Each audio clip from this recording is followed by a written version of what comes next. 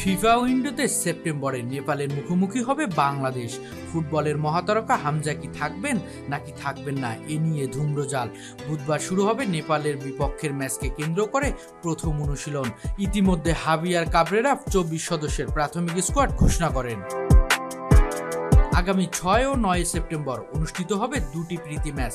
ওই দুটি প্রীতি ম্যাচ হামজা চৌধুরীকে পাওয়া গেলেও পাওয়া যাবে না কানাডিয়ান প্রবাসী বাংলাদেশি আরেক ফুটবলার শামিত সোমকে।